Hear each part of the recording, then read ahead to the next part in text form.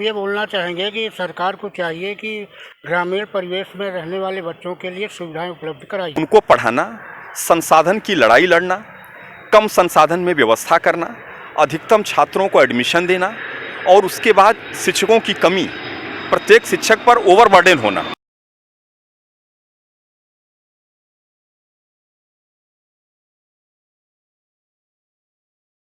Sir नमस्कार, आप लोगों का सभी का पहली चीज़ तो मेरे चैनल सुपर प्रदर्शन में बहुत बहुत स्वागत है। तो मैं 20 से शुरुआत करूंगा, ऐसे चल के फिर मैं इस क्रम में आपके पास आऊंगा। सर नमस्कार, आपका क्या नाम है? प्रभात सिंह। सर माइक पकड़ लीजिए। प्रभात जी, सर आप क्या पढ़ाते हैं?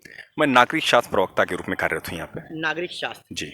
अपने विद्यालय के बारे में थोड़ा सा हमें आप संक्षेप में बताएं, क्या स्थिति चल रही है अभी?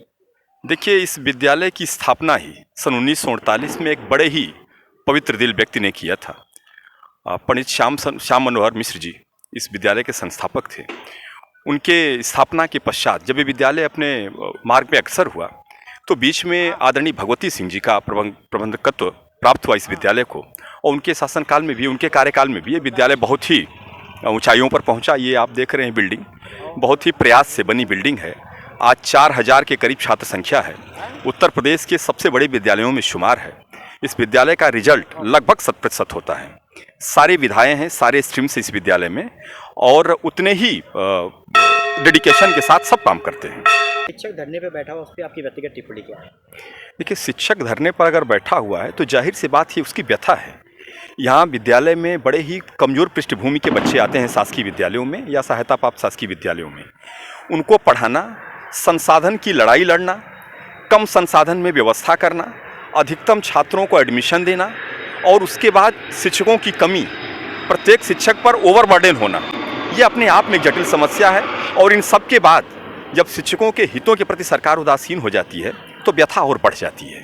तो निश्चित रूप से हम लोग, सरकार को संवेदनशील होना चाहिए शिक्षक जब बैठा हुआ है धरने पर। तो हमारा नाम डॉक्टर विनोद कुमार सिंह है। क्या पढ़ाते हैं सर आप? मैं हिंदी का शिक्षक हूँ। हिंदी के शिक्षक हैं। सर आप पहले अपने विद्यालय में थोड़ा बहुत बता दें, आपके हिसाब से क्या क्या सुविधाएं विद्यालय में अभी दी जा रही है? जैसे सर ने तो बताया ही है, कुछ अलग सुविधाएं अलग से शिक्षण के रूप में बता सकते हैं। हम लोग जो है सभी बच्चों का क्लास लेते हैं और बच्चे आ रहे हैं 50% करके। हमारे यहाँ छात्र संख्या भी सुबह से आप देख रहे होंगे अच्छी है, और जिस तरह से अनुशासित कक्षाएं चल रही हैं, ये 8वां वादन चल रहा है, ये भी अभी भी बच्चे बहुत से उपस्थित हैं विद्यालय में। अपनी तरफ से हम लोग पूरा प्रयास करते हैं कि बच्चों को शिक्षण दिया जाए। एक बहुत बड़ा सवाल मेरे जहन में उठता है, पूछना भी बनता है, शिक्षक हैं, जहाँ जहाँ गया बच्चों ने ऑनलाइन शिक्षा के बारे में मुझे एक शिकायत करी, शिक्षक ऑनलाइन में हमें ढंग से समझा नहीं पाए पढ़ाई में।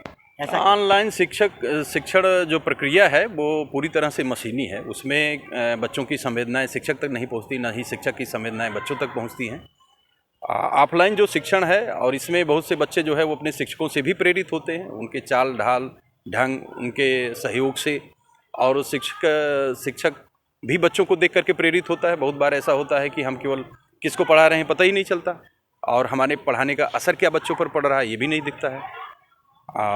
ऑफलाइन शिक्षण का कोई विकल्प नहीं है। ऑनलाइन शिक्षण है तो, लेकिन हमारे यहाँ जैसा कि आप देख रहे हैं ग्रामीण परिवेश के बच्चे भी हैं जिनके पास उस प्रकार की सुविधाएं भी उपलब्ध नहीं हैं। इसलिए हमारे यहाँ जिन बच्चों का यहाँ पर शिक्षण होता है उनके लिए ऑफलाइन शिक्षण ही बेहतर है विकल्प। थोड़ा समय का अभाव है तो जल्दी सबसे बात कर लेते हैं। सर नमस्कार, आपका क्या नाम है? AP सिंह। क्या पढ़ाते हैं आपसे? हिंदी। अभी हिंदी के हैं? हिंदी के हैं। आपके हिसाब से सेम क्वेश्चन मैं लगूंगा कि मेरे पास क्वेश्चन इतने ज़्यादा नहीं है, क्योंकि विद्यालय में खड़े तो विद्यालय से जुड़े ही सवाल पूछेंगे। ऑनलाइन की तरफ फिर से वापस जाने वाले हैं, जिस हिसाब से स्थिति बन रही है, क्या संशोधन आपके हिसाब से होनी चाहिए? क्योंकि शिक्षक आप में पढ़ाना आपको है। देखिए, ग्रामीण क्षेत्र में ऑनलाइन शिक्षा बहुत मुश्किल है, क्योंकि यहाँ ग्रामीण इलाकों में तो सब बच्चों का संसाधन नहीं है, दूसरे उनके पास नेटवर्क कहीं नहीं मिलता, तो उससे बड़ी समस्याएं आती हैं। ऑफलाइन से बढ़िया कोई नहीं है। अभी इमरजेंसी में अगर ज़रूरत पड़ेगी तो काम चलता है, लेकिन ऑनलाइन कहीं सक्सेस नहीं है भयंकर ग्रामीण क्षेत्र। आपका क्या नाम है? क्या पढ़ाते हैं आप? Social science. सोशल साइंस पढ़ाते हैं आप। सामाजिक परिवेश को ध्यान में देते हुए कोविड जैसी महामारी चल रही है, शिक्षकों की बात ज़्यादा लोग सुनते हैं, क्या बोलना चाहेंगे? हम ये बोलना चाहेंगे कि सरकार को चाहिए कि ग्रामीण परिवेश में रहने वाले बच्चों के लिए सुविधाएं उपलब्ध कराई जाएं, यानी उन्हें जो है मोबाइल फ्री दिए जाएं और इंटरनेट की फ्री व्यवस्था की जाए।